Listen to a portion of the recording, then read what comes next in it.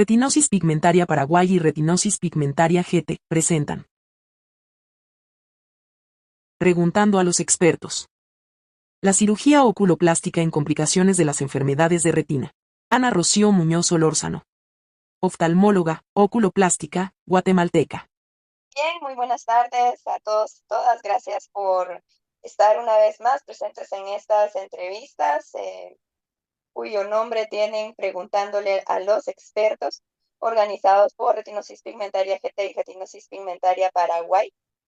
El día de hoy estamos muy contentos por el tema que vamos a tener. Nuestra experta invitada es guatemalteca y es la doctora Ana Rocío Muñoz Solórzano. Ella es oftalmóloga oculoplástica y pues nos va a hablar sobre el tema de la cirugía oculoplástica en las complicaciones de las enfermedades de retina. Así es que, pues primero, pues saludar a la doctora y agradecerle por haber respondido a nuestra invitación y por estar por acá. Y luego voy a leer su hoja de vida. Buenas tardes, muchas gracias por la invitación. Estoy muy contenta de poder compartir con ustedes. Vamos a leer pues la hoja de vida de la doctora. Un resumen porque está bastante largo. La verdad que es una persona muy bien preparada y también es una persona muy humana. Yo personalmente he sido su paciente en algunas oportunidades y la verdad es que es una persona muy preparada y muy humana. Así que la doctora estudió la licenciatura en medicina en la Universidad Rafael Landívar. Se graduó en junio de 2012. También en la Universidad Francisco Marroquín de Guatemala se hizo especialista en oftalmología. Hizo sus prácticas clínicas en los hospitales de ojos y oídos de Rodolfo Robles. Era presidenta del comité organizador del Congreso Nacional y Centroamericano de Residentes de Oftalmología en 2015. Hizo servicio social en oftalmología en Hospital Fernando Beltranena.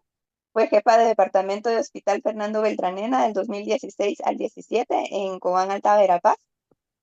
También, pues, en abril del 2021 estudió en la Unidad Nacional de Oftalmología y sacó su subespecialidad en órbita y oculoplastía.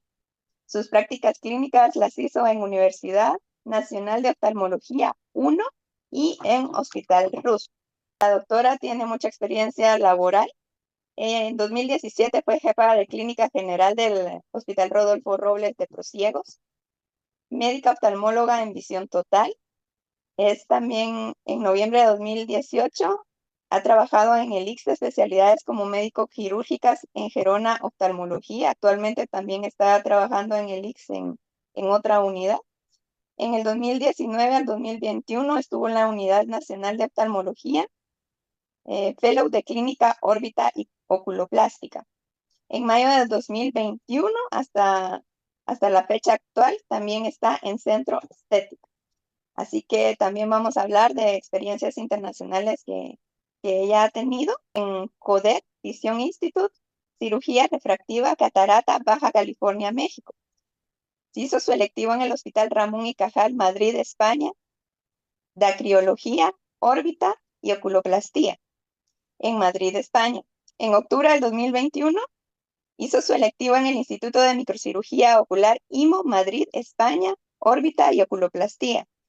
Electivo en Hospital Universitario Rey Juan Carlos, dacriología, órbita y oculoplástica en Móstoles, Comunidad de Madrid, España. También tenemos que ella es parte de varias asociaciones médicas en Guatemala, del Colegio de Médicos. También es miembro titular de la Asociación Guatemalteca de Oftalmología, miembro titular de la Sociedad Guatemalteca de Cirugía Plástica Oftálmica, órbita y anexos. Asociaciones Médicas Internacionales, miembro internacional de la Academia Americana de Oftalmología, miembro titular de la Asociación Panamericana de Oftalmología, Pan American Association of Ophthalmology. Con toda esta experiencia, le vamos a dar la bienvenida a la doctora, quien nos va a contestar las preguntas que ustedes nos han hecho a través de las redes sociales, a través del Messenger del Facebook, de los comentarios, del Instagram, del TikTok, y algunas otras acá también, ¿verdad? De que nosotras tenemos preparadas para la doctora.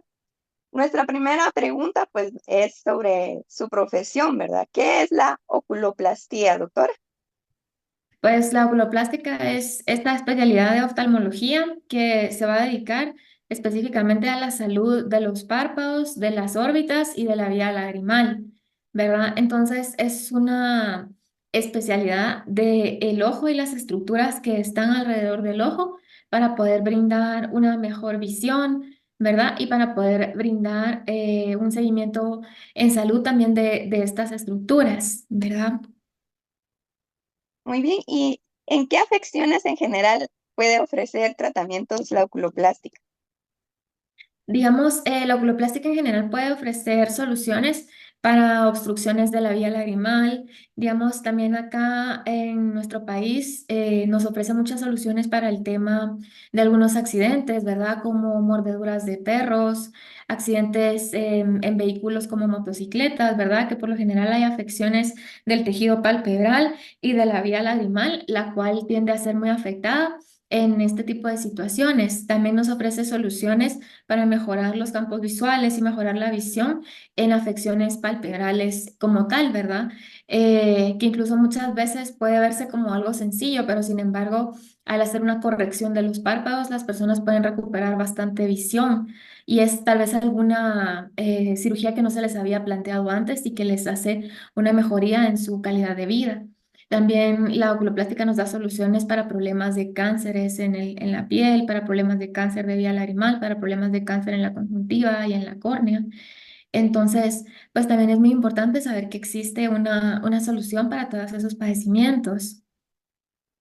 Qué interesante, doctora. Y cuando se escucha el nombre de su especialidad, pues muchas veces se piensa como en la cirugía plástica, que es solamente estética, ¿verdad? Pero qué importante es que no solamente es una cirugía estética, sino que tiene sus funciones en los tejidos visuales y en la visión, ¿verdad? Exactamente, licenciada. Es una cirugía que se busca que sea estética y funcional. Es decir, se busca siempre conseguir ambos objetivos, ¿verdad? Que haya una mejoría estética, pero que también haya una mejoría funcional en cuanto a la visión del paciente. Incluso tenemos a veces correcciones en el astigmatismo, simplemente con corregir el párpado, ¿verdad? Hablando de la retina, ¿en qué afecciones específicas de la retina puede auxiliarnos la oculoplastia? Pues, digamos, en las afecciones específicas de la retina, la oculoplástica nos puede auxiliar de varias maneras, ¿verdad? Tal vez, digamos, lo que a mí me parece un poco más importante y antes que la oculoplástica es que un oftalmólogo que no está actualizado o que no tiene el conocimiento de las últimas tendencias le puede dar una información equivocada al paciente, ¿verdad? Es decir, un oftalmólogo que no conoce que pues hay mucha inversión actualmente en todo lo que es terapia genética para las distrofias hereditarias de la retina. Puedes simplemente decirle al paciente como que, bueno, mire, esto es así, ¿verdad? Y dar esa desinformación que va a causar que la persona ya no acuda a sus citas, ¿verdad? Y que tenga como que una imagen negativa o que tenga un prospecto negativo a lo que puede pasar con su enfermedad, cuando en realidad actualmente pues hay muchas terapias que se están desarrollando para poder abordar y para poder brindar una solución para estos padecimientos hereditarios de la retina, ¿verdad? Entonces, eso me parece como lo primero, como que mantenerse realmente actualizado para poder ofrecer una información que sea más fidedigna. Y después la oculoplástica nos puede resolver temas, sobre todo temas de campos visuales, ¿verdad? Porque muchas veces como que para el estadio o para la severidad de los síntomas hacemos campos visuales totales, hacemos un OCT macular o hacemos una autofluorescencia. Y los campos visuales de los pacientes pueden estar afectados por la blefarotosis, ¿verdad? Es decir, tener el párpado como cerradito va a hacer que nuestros campos visuales pues no sean tan confiables y vayamos a tener defectos en el campo visual, ¿verdad? Que al momento de corregirlos, pues eso va a permitir que la persona mejore su visión y que mejore también su examen del campo visual completo, ¿verdad?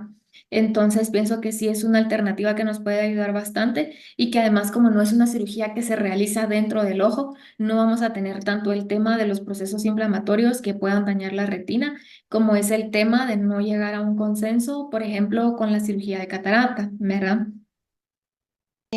Realmente, pues me causa curiosidad lo de los campos visuales, ¿verdad? Es primera vez que lo escucho y qué interesante que hayan soluciones que no sean pues tan complicadas.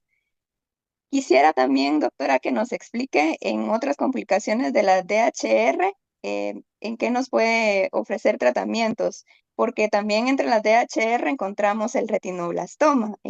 ¿Cómo puede ayudar la oculoplástica en estos casos? Pues digamos que el retinoblastoma depende del estadio en el que se encuentre, ¿verdad?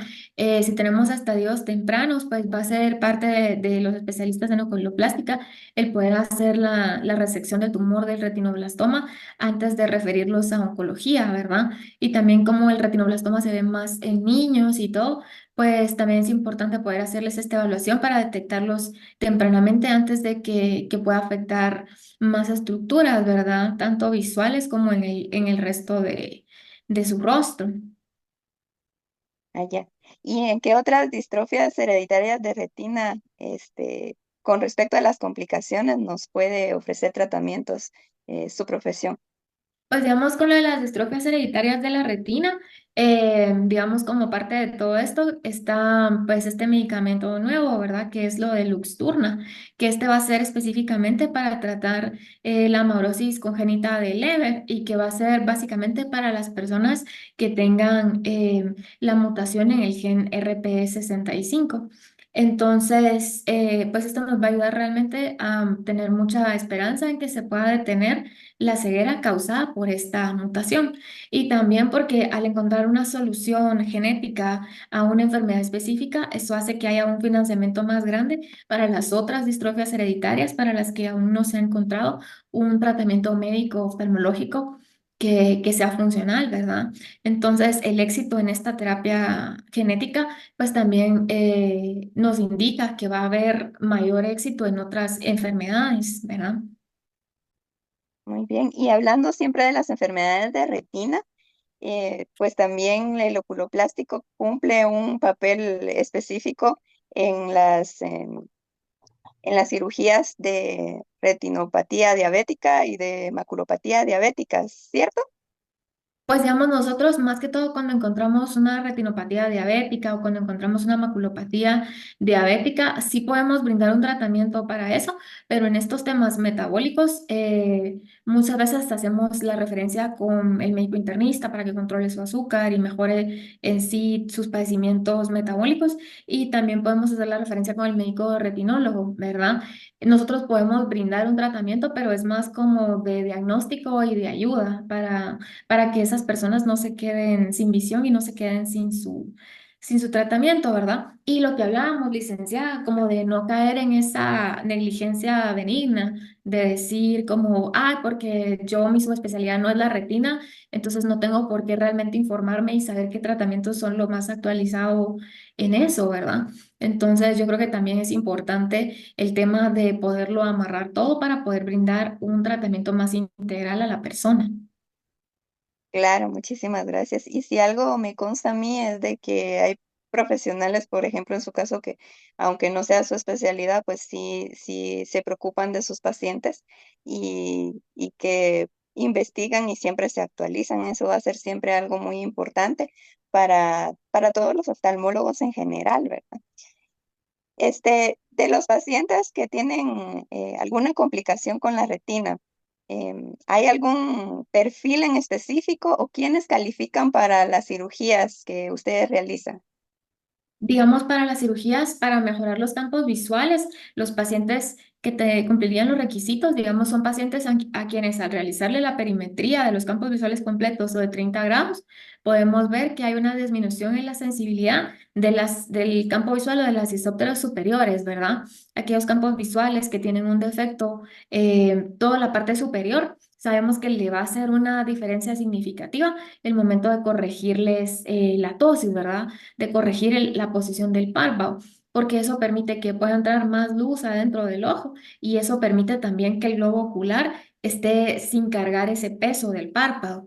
Entonces, al quitar ese peso y al quitar esos milímetros y que entre más luz, aunque sea un poquito, tiende a haber una mejoría marcada en el campo visual y también en la percepción de las imágenes, porque a veces los pacientes dicen, mire, es que antes de la operación yo miraba, pero miraba como todo, por decir así, ancho, como todo gordito. Y después de la corrección del párpado, siento que ya miro como las cosas como son, ¿verdad? Por ejemplo, personas que comentan que miraban a los presentadores de la televisión como con sobrepeso y tal, y que después de la cirugía pues ya les vieron mucho más delgados, ¿verdad?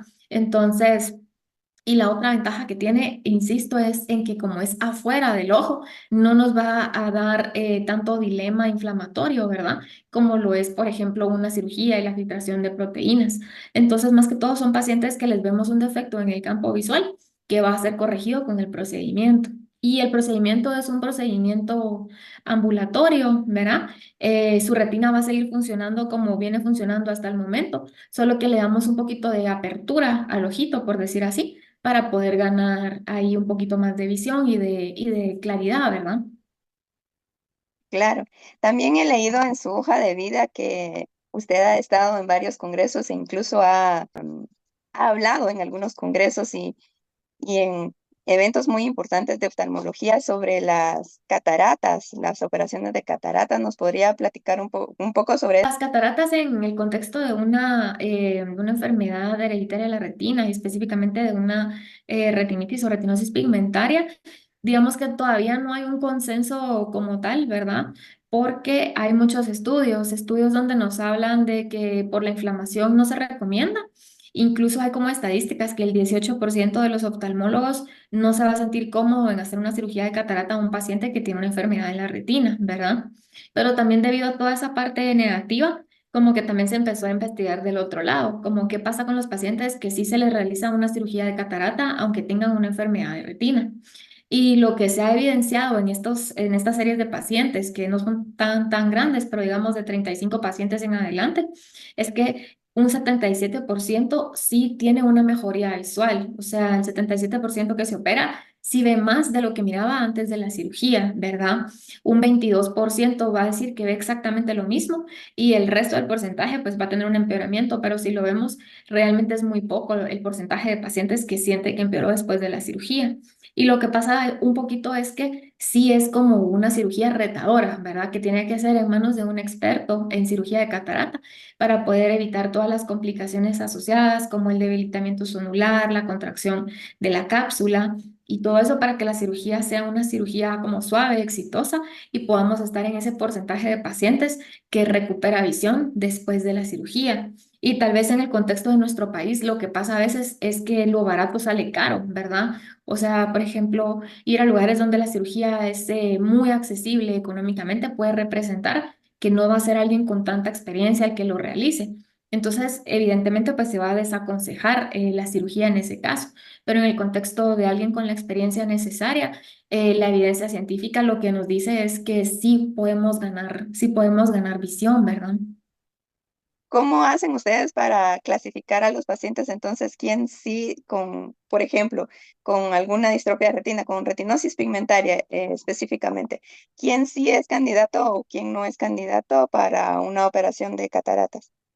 Digamos que con los pacientes que tienen una distrofia hereditaria de la retina, pues son ideales los pacientes que ya han hecho sus estudios genéticos, ¿verdad? Que ya tienen un IRD, que ya tienen un fenotipo, que ya tienen sus estudios genéticos realizados, ¿verdad? Para saber específicamente qué afección de la retina tienen. Después de eso, también algo importante va a ser la edad de los pacientes, porque hay muchos estudios que nos hablan que los pacientes que tienen distrofia de la retina presentan cataratas a una edad mucho más temprana, ¿verdad? Es decir, en promedio la catarata se presenta a los 70 años y en las personas que tienen distrofias hereditarias de la retina se pueden presentar tan jóvenes como 40 años, ¿verdad? Por el mismo proceso interno que hay en el vitrio y en la retina. Entonces, otro factor importante es la edad del paciente, ¿verdad? Para poderlo categorizar. Y otra cosa muy importante es la visión, ¿verdad? ¿Cuánto tiene de visión la persona para poderle ofrecer la cirugía de catarata? Y el otro tema o la cuarta variable a poder sopesar ahí es la mácula, ¿verdad? Por eso muchas veces se les envía a hacer un OCT macular y todo para ver si existe ya un edema macular quístico antes de la cirugía, ¿verdad? Porque si ya hay un edema macular quístico, la cirugía se desaconsejaría porque es muy probable que el edema macular persista o que incluso pueda empeorar después de hacer una cirugía de catarata, ¿verdad? Muchas gracias. Y cuando usted se refiere a la edad, ¿es mientras más jóvenes es mejor el resultado o mientras más jóvenes es peor el resultado? Digamos, con el tema de catarata, es una edad intermedia, ¿verdad? O sea, sabemos que las personas no van a buscar una catarata a los 70, como el resto de los pacientes, ¿verdad? Sino que se va a presentar a una edad más joven. Y con lo que hablábamos antes de la terapia genética, de lo de la amaurosis de Leber, del Luxturna, sí se les recomienda que sea lo más pronto que puedan, ¿verdad? Para poder detener la progresión de una forma más temprana, ¿verdad? Con la catarata, en cambio, no lo vamos a poder detener, por decir así, ¿verdad? Muchas gracias. ¿Qué riesgos habrían si, por ejemplo, yo decido no operarme, por muy mínimo que sea el riesgo, pero yo digo, bueno, no me voy a operar, tengo retinosis pigmentaria, tengo la catarata, ¿qué riesgos corro? El riesgo que vamos a correr con mantener la catarata es que ese intercambio de líquido inflamatorio desde la parte de atrás del ojo hacia la parte de adelante donde está el cristalino va a persistir, ¿verdad? Hay estudios que nos hablan que a veces estos cristalinos pueden tener como micro agujeritos de 50 micras, muy mínimos, que van a permitir que ese líquido vaya fluctuando, ¿verdad? Que no pasa en cristalinos de personas que no tienen el padecimiento. Entonces, lo que posiblemente va a ocurrir es el empeoramiento de la catarata, ¿verdad? Y tal vez eso va a tener un impacto en la disminución de la agudeza visual y va a tener también un impacto emocional porque la persona no va a saber si es que no ve porque su catarata empeoró o si es que no ve porque su enfermedad de la retina ha progresado, ¿verdad? Y otra cosa importante es que principalmente el tipo de catarata que se va a dar con la retinosis o con las enfermedades hereditarias de la retina es la catarata subcapsular posterior, es decir, la catarata que va a quitar la mayor cantidad de visión porque va a salir en la parte más atrás del lente natural del ojito, ¿verdad? Entonces esto va a cambiar la percepción de los colores y también va a disminuir la cantidad de luz que tiene la capacidad de ingresar al espacio de la retina. Entonces, como que el riesgo que se corre un poco es no saber realmente qué fue lo que causó la disminución de la visión, ¿verdad? Y la otra historia, si hacemos la cirugía de catarata, es que haya un edema macular, o sea, que haya más visión, pero borrosa, ¿verdad? Y que realmente los estudios que se tienen son muy antiguos, de cuando la cirugía de catarata no había avanzado tanto como está actualmente, ¿verdad? Que era mucho más inflamatoria que los procesos que se tienen ahora mismo. O sea que lo mejor es, por ejemplo, si su oftalmólogo le está desrecomendando la catarata, tal vez tomar una segunda opinión. Sí, Correcto, correcto. O sea, si el oftalmólogo está diciendo, mire, no, por la enfermedad de base que usted tiene, no, y tal vez no nos está haciendo como exámenes de mácula y viendo otros factores que realmente nos vayan a dar un pronóstico, valdría la pena buscar una segunda opinión con un oftalmólogo que se dedique más que todo a hacer catarata, ¿verdad? Que tenga como mucha experiencia y tenga un gran volumen de cirugías en eso, que posiblemente esa persona nos va a poder ofrecer otro resultado, ¿verdad? ¿cuál es la diferencia entre la catarata subcapsular posterior y la catarata que presentan las personas ya por la edad? Ah, ok. Es que no sé si se va a ver, pero acá tengo como que un ojito, ¿verdad? Entonces, Sí, se ve. digamos que el cristalino va a estar en la parte intermedia del ojito, ¿verdad? Va a ser un lente biconvexo, ¿verdad? Entonces, la catarata que presentan las personas que tienen un padecimiento de la retina va a afectar la parte que está más atrás del lente, ¿verdad? Por decir así, va a afectar esta parte de acá, que es la cápsula posterior. Va a hacer que se ponga café y que la luz ya no pueda ingresar a la retina. Las personas que padecen de diabetes, por ejemplo, van a tener un problema en el centro, no en la parte de atrás, sino que en el centro, por la ósmosis y la oxidación, por los niveles altos de la glicemia. Y la catarata senil se va a dar también pues a un nivel central y ya con muchos años se empieza a dar en la parte posterior del lente natural que tenemos. Entonces, una diferencia importante va a ser dónde aparece la catarata porque hay unas que quitan más visión que otras, ¿verdad? Principalmente la que está más atrás, como está más cerca de la retina, quita más la visión. En algunos sitios de internet encontré que la catarata es una de las principales causas de ceguera en el mundo, pero esta es una de las causas principales, la catarata que se presenta en otras patologías o da lo mismo también para las THR. Digamos que para las DHR también va a ser un problema visual, como para las personas que no tienen DHR y tal vez para las personas que tienen DHR más, por lo que hablábamos, que les va a afectar a una edad más joven, ¿verdad? Porque una persona que no lo padece se va a preguntar si se opera o no se opera la catarata a los 70 años, que como sea, pues es una experiencia de vida ya de 70 años. En cambio, una persona con una enfermedad de la retina se puede estar planteando la misma pregunta a los 40, 45 años. que es una experiencia de vida muy distinta, ¿verdad? Em, y también el otro punto interesante de esto es que la catarata es la principal causa de ceguera a nivel mundial, de ceguera reversible. Es decir, que si quitamos la catarata, la visión regresa al ojito, ¿verdad? Entonces, es así y va a ser mayor. Y también hay estudios que tienen que ver mucho con el acceso a la salud visual y la disparidad en ese acceso, ¿verdad? De las cirugías que nos ha enlistado, doctora, por ejemplo, con la de las cataratas, ¿cuáles serían los cuidados pre y postoperatorios para realizarlo? Digamos que igual siempre se piden algunos exámenes, ¿verdad? Como en el caso de las de HCR se pediría una autofluorescencia retiniana para ver cómo está esa mácula, para ver que no haya un edema macular quístico, ¿verdad? Y normalmente se les puede dejar algunos medicamentos para prevenir la inflamación desde antes de la cirugía y que así el proceso vaya como de una manera más suave, más gentil, buscando siempre tener menor inflamación en el momento de realizar la cirugía. Y otra recomendación, pues evidentemente sería no operar los dos ojos el mismo día, ¿verdad? Sino realizar la cirugía de un ojo primero, esperar que el proceso desinflame y después valorar hacer una cirugía del segundo ojo, porque también he conocido casos donde la decisión son los dos ojos el mismo día, ¿verdad? Entonces eso deja al paciente como que sin opciones en el sentido de que si no le va bien o si no le gusta y también los cuidados de los dos ojos, ¿verdad? Tener los dos ojos cerrados por un periodo de horas es más difícil que estar cuidando solamente de un ojito.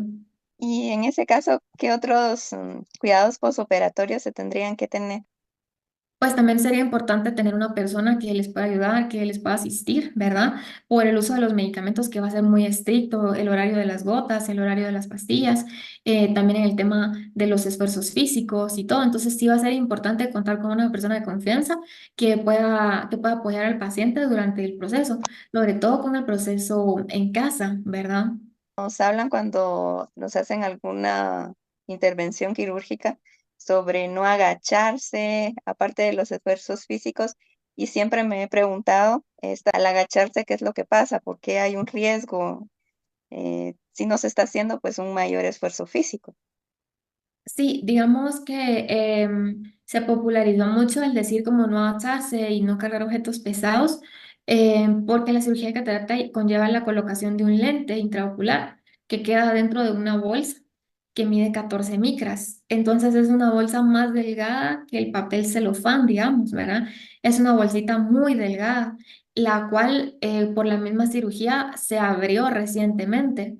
Entonces, el tema como de no agacharse es tratar de poner la menor tensión sobre esa bolsita, ¿verdad? En lo que está como más cercano el procedimiento, porque sabemos que con el tiempo pues hay un proceso de fibrosis, es decir, se endurece nuevamente y posiblemente queda más dura que antes de hacer la cirugía, pero en los primeros días, en las primeras horas, esa cápsula tan delgada está más sensible.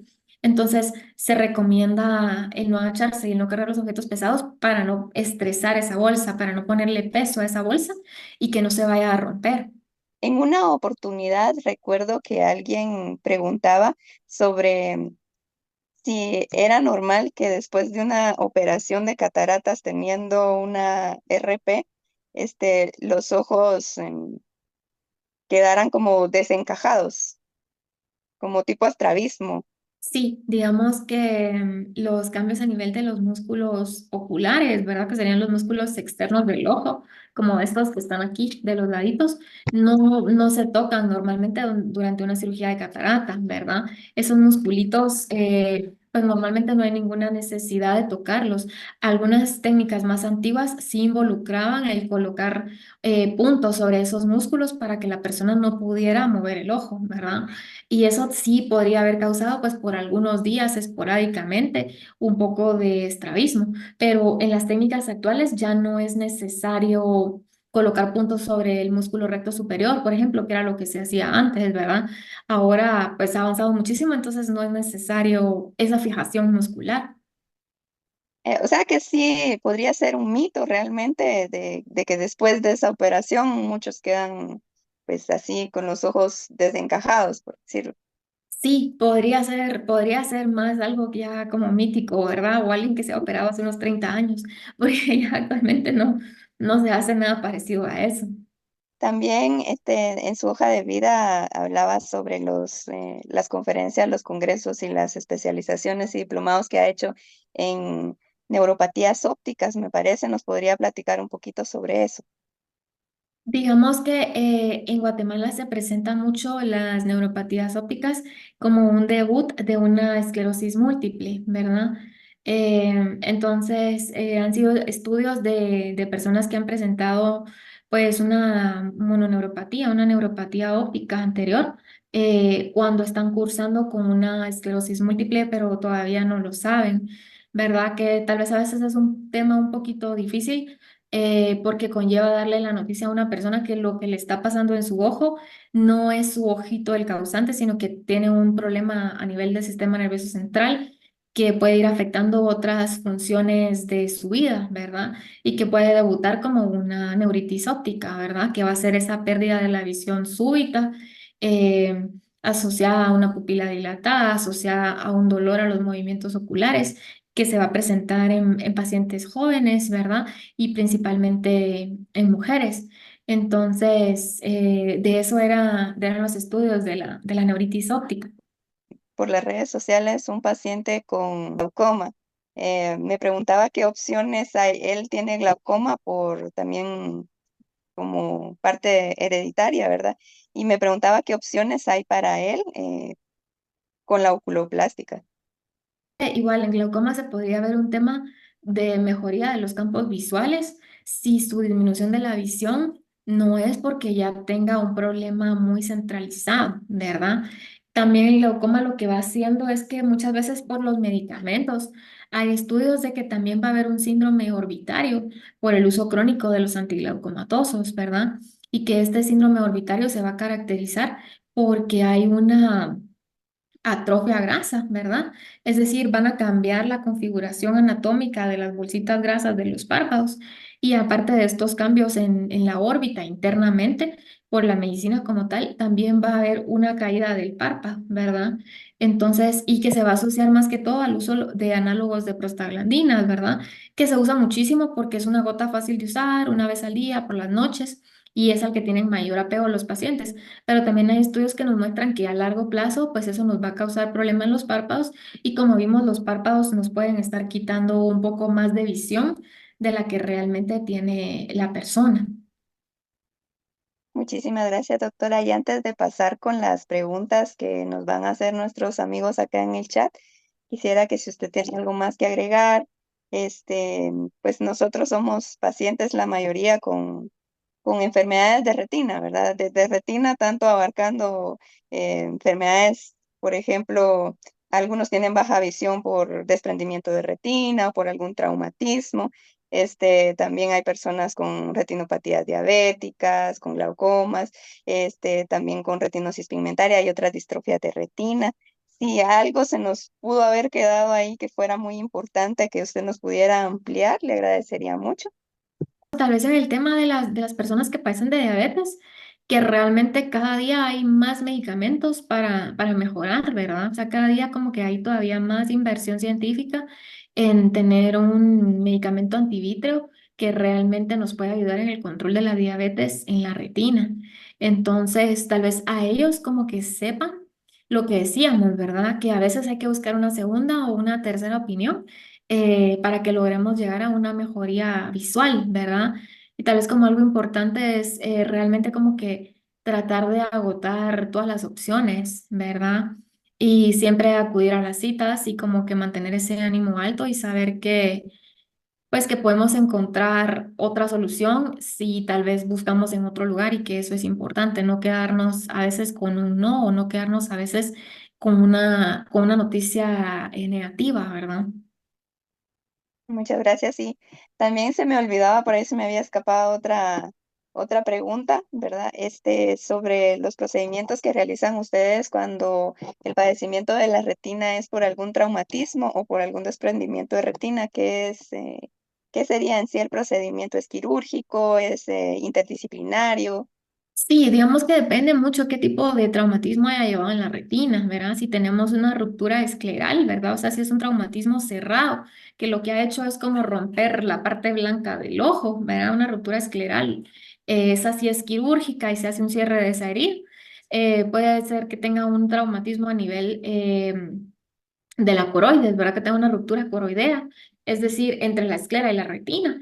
Y para esto realmente actualmente no hay tratamiento médico. Los padecimientos de la coroides son todavía menos estudiados que los padecimientos de la retina, ¿verdad?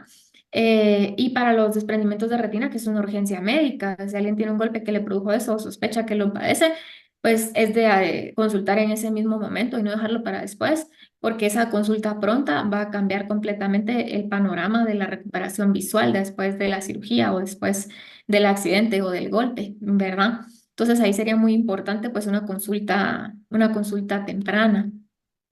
¿Cuáles podrían ser los signos de alarma de que la retina está teniendo algún problema de desprendimiento? Pues principalmente va a ser los fenómenos entópicos, es decir, la visión ya sea de luces o de oscuridad. Personas que dicen, me golpeé y ahora estoy viendo como lucecitas, o me golpeé y miro una mancha negra o miro un punto negro, ¿verdad? Eso iría como que muy relacionado con que la retina pueda estar presentando un problema de manera aguda, en la que si se realiza la cirugía, la visión no se va a afectar, ¿verdad? También algunas veces cuando son personas que padecen de diabetes, lo que van a decir es que ven como gotitas de sangre, ¿verdad? Que ven como una manchita roja, que la manchita roja se va haciendo más grande. Eso también es para consultar a la brevedad. Y con respecto al desprendimiento de vitrio, El desprendimiento de vitrio, a menos que sea sintomático, no se trata, ¿verdad? Sí, el desprendimiento de vitrio nos va a pasar a todos los seres humanos y puede presentarse tan pronto como a los 30 años y en promedio se va a presentar a los 50 años. Si el desprendimiento de vitrio no está acompañado de la visión de luces y de dolor o de la visión de manchas negras, ese desprendimiento de vitrio se puede solamente observar, ¿verdad? Porque el gel vitrio al final se va a separar de la retina y va a ser como que nos salga una cana o nos salga una arruga. En algún momento eso va a suceder en personas con miopía, en personas con distrofias hereditarias de la retina. En ese tipo de pacientes, pues sí se les recomienda también acudir para hacer su cita y ver que únicamente se ha desprendido el vitrio y no que tengamos una tracción retiniana. usted mencionaba lo de las luces las luces o las manchas de oscuridad posterior a un golpe que podrían ser signos del desprendimiento de la retina. A las personas con distrofia de retina muchas veces nos pasan las fotopsias, ¿verdad? Que es cuando miramos como muchas luces y también muchas veces miramos manchas negras. No nos hemos golpeado. ¿Nos debería alarmar esta situación? Siempre es bueno revisarla cuando tenemos nuevas, ¿verdad? Es decir, pues uno puede tener las que ya sabía que estaban, es decir, como ya sé que en esta parte estoy viendo este puntito negro, pero si salen nuevas, ¿verdad? Porque eso nos habla de que hay ciertos cambios en la retina. Y también hablan los artículos o los estudios científicos en personas jóvenes, ¿verdad? Porque digamos que lo de las distrofias hereditarias de la retina muchas veces no se diagnostica, sino hasta a veces cuando ya son adultos o más adelante, ¿verdad? Pero que es un padecimiento que ya se trae desde muy pequeñito. Entonces, también en los niños eso sería algo muy, muy importante para poderles hacer sus exámenes de retina y todo, porque se ha visto que muchas veces lo que antes pensaban que era una degeneración en la retina de Paddington o de Cobblestone, al final puede ser una distrofia hereditaria retiniana. Entonces, en los niños también sería de suma importancia poderles hacer su evaluación temprana. Y a las personas que han perdido un ojo, la oculoplástica actualmente tiene algunas soluciones para ellos, algunos procedimientos que se puedan aplicar. Digamos que en las personas que han tenido la pérdida de algún ojo, la oculoplástica sí nos va a ayudar porque a veces, como se ha perdido el ojito, también va a haber una como desfiguración del rostro, ¿verdad? Que se puede ver como cerrado, se puede ver blanco, o personas que no tienen el ojito como tal. Entonces, digamos que la oculoplástica nos ofrece cirugías para reformar el fornix, es decir, para poder hacer espacio, para introducir una prótesis. También nos ofrece soluciones como de pérdida de volumen, porque a veces como no está el ojito, esa parte del rostro se va contrayendo, entonces también se pueden hacer procedimientos para devolverle el volumen a la órbita y que pueda ser adaptable la prótesis, todo esto buscando que haga como simetría facial y que al momento de colocar la prótesis, esta sea lo menos evidente posible, ¿verdad? Pareciera que es un aspecto estético como hablábamos al principio, pero también es un aspecto que va a tener impacto en la calidad de vida de las personas, ya que también va a repercutir mucho en la autoestima. Entonces, el trabajo que ustedes realizan realmente es importante, ¿verdad? Y no solamente es estética, también es, ayuda a mejorar las funciones visuales. Creo que tenemos por acá algunas preguntas. No sé si Laura nos podría hacer favor de mencionarla. Sí, dice, ¿qué solución tendrá el problema cuando el párpado se cae completamente y tapa el ojo y ya no ve en una persona que no padezca de distrofia de retina? Hay una solución para poder mejorar la posición del párpado.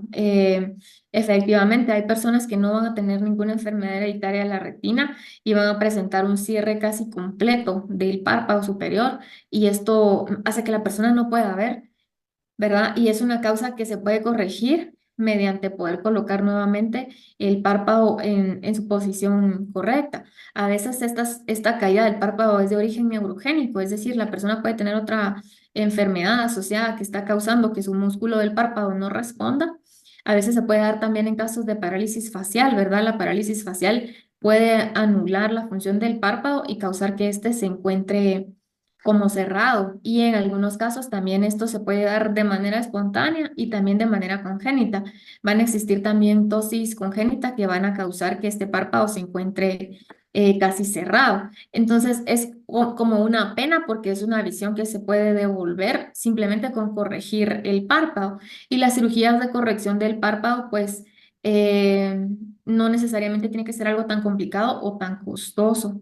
Entonces, también incluso pueden haber este tipo de caídas del párpado en pacientes que han recibido algún tipo de traumatismo. He tenido pacientes que me han contado historias muy personales, como por ejemplo que de niño, no sé, su papá le pegó con una correa y le pegó en el rostro y eso causó que el párpado quedara cerrado de ahí en adelante y que son temas que han afectado desde ese momento la visión y que se puede corregir con una cirugía de corrección de tosis palpebral, ¿verdad? Que esta se puede ofrecer casi que a todo tipo de pacientes, media vez tengamos un test de fenilefrina positivo, que la mayoría de los pacientes lo va a tener, se les puede ofrecer esta mejoría. Sí, Henry Guillo tiene la mano levantada. Henry, ¿podés habilitar tu micrófono? Doctora, buenas tardes. Yo tengo retinosis pigmentaria y tengo varias preguntas, aprovechando que usted tiene una hoja de vida impresionante. Bueno, lo primero es que cuando estaba hablando de micras, ¿eso qué tamaño es el de la capsulita? Digamos, cuando miramos una regla en milímetros, ahí serían 100 micras. Un milímetro son 100 micras. Entonces, la mitad serían 50, la cuarta parte de un milímetro serían 25, y a eso habría que quitarle todavía 10 más para hacer las 14 micras de la cápsula, ¿verdad? Estamos hablando de algo sumamente delgado. Como el puntico de una aguja, el hueco que se hace con una aguja. Es que digamos que el hueco es pequeñito en ancho, pero la cápsula en ancho, digamos, la cápsula es como grande, ¿verdad? Porque la cápsula va a llevar toda la circunferencia del ojito. El tema con la cápsula es su delgadez, ¿verdad? Entonces estaríamos hablando como si fuera una hoja de un papel extremadamente adelgazado, traslúcido. Por eso decía como es más delgado que el celofán. A veces comparan el grosor de la cápsula como el papel termoencogible, ese papel transparente que ponen en los regalos de Día de las Madres y lo calientan con una secadora, con un secador y todavía se adelgaza más. Con eso tienden a comparar el grosor de la cápsula, ¿verdad? O sea, con eso ya calentado que es sumamente delgadito. Ah, ya lo entendí. Y otra pregunta, ¿usted está utilizando ahorita imágenes gráficas o no? La pregunta mía es que usted dijo, aquí en los músculos, ¿dónde queda eso? Yo soy ciego. Tengo un modelo de un globo ocular. Entonces, en ese modelo del globo ocular están resaltados por afuera, como si fuera una escultura, los músculos extraoculares, que son, digamos, 6 músculos que van afuera del ojito, que dirigen los movimientos del ojo. Entonces, yo decía, acá en el músculo, cuando hablaban de si la cirugía de catarata puede causar estrabismo, porque si antes colocaban un punto en el músculo recto superior para que la persona no pudiera mover el ojo, por decir así, ¿verdad? Pero que actualmente pues no es necesario fijar el músculo de esa manera. ¿Y dónde queda? ¿Dónde queda ubicado ese músculo? Digamos, si ¿En qué usted se puede parte? tocar si usted cierra su ojito y se lo puede tocar, el músculo recto superior quedaría como que poniendo el dedo por debajo del huequito del pliegue del párpado, ¿verdad? Donde se hunde el parpadito por encima del ojo. Más o menos, en teoría, está como a 8 milímetros de la córnea, 8 o 10 milímetros de la córnea, que sería justamente en el huequito superior del párpado, Ah, en ese espacito que queda. Ahí está el músculo recto superior.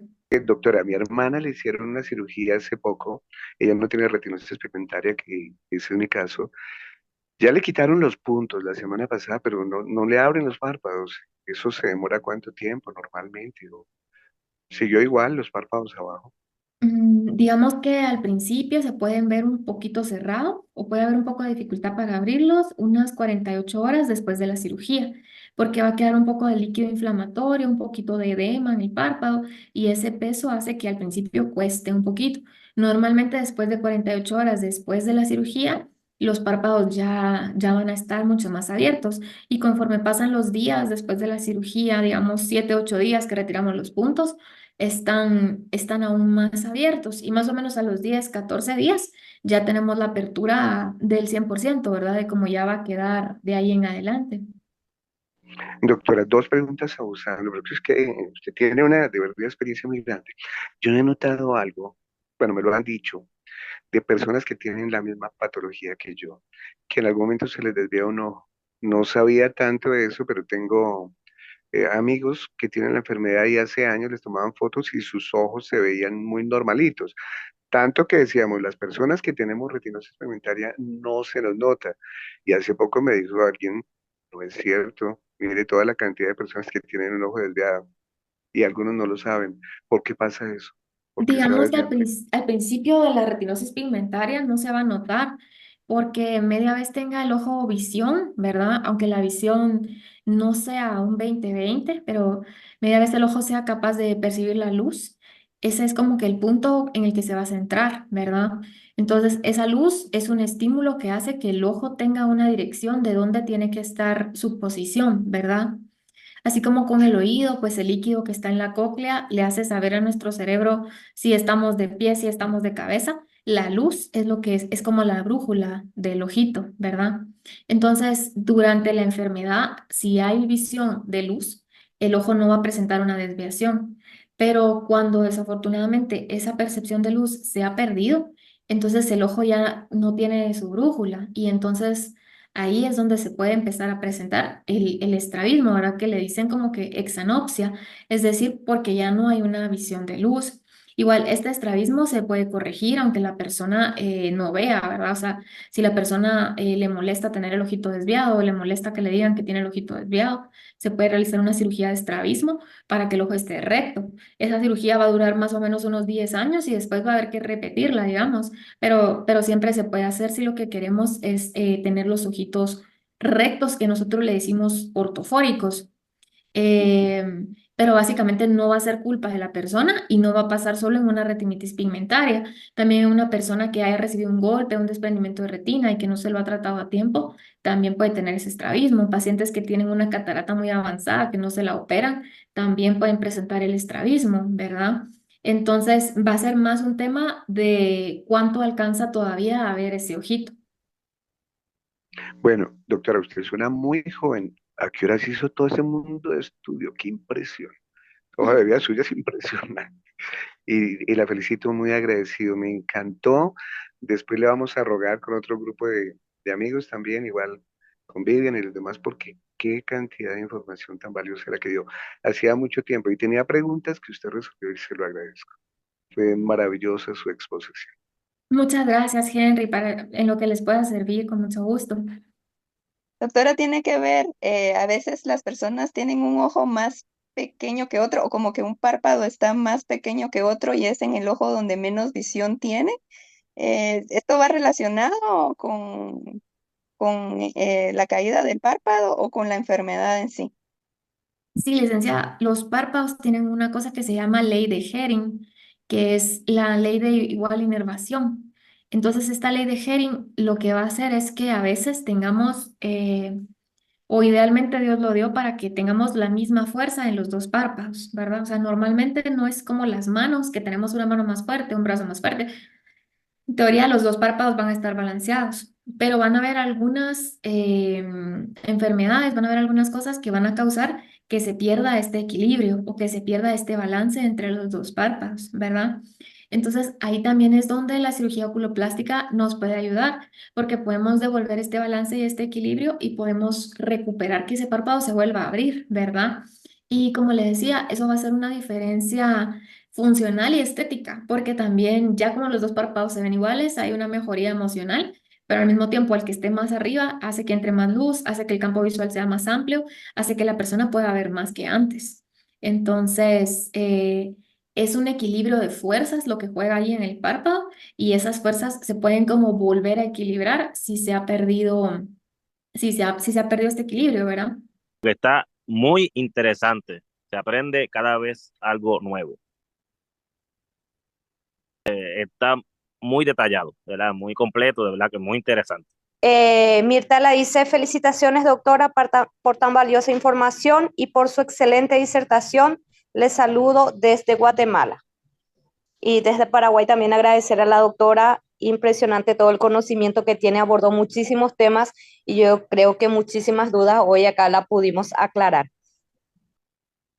Muchas gracias a Mirtal, a Henry, a Alexi, muchas gracias también a ustedes por haberme invitado.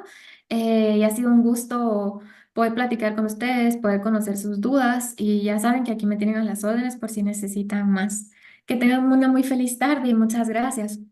Muchas gracias, doctora. En nombre de Retinosis Pigmentaria GT y Retinosis Pigmentaria Paraguay, le agradecemos bastante por su intervención y esperamos contar con usted pues en próximas ocasiones. Muchas gracias. Feliz tarde a todos. Adiós, Feliz licenciada. tarde. Y ahora un breve mensaje de la doctora Ana Rocío Muñoz Solórzano, oculoplástica guatemalteca. Si tú, alguien que tú conoces o alguien de tu familia ha sido diagnosticado con algún tema de distrofia hereditaria de la retina, es muy importante si tienes hijos poderles hacer un examen y una evaluación temprana para facilitarles el diagnóstico y para facilitarles y tratar de mantener la visión el mayor tiempo posible. Retinosis pigmentaria Paraguay y retinosis pigmentaria GT, preguntando a los expertos.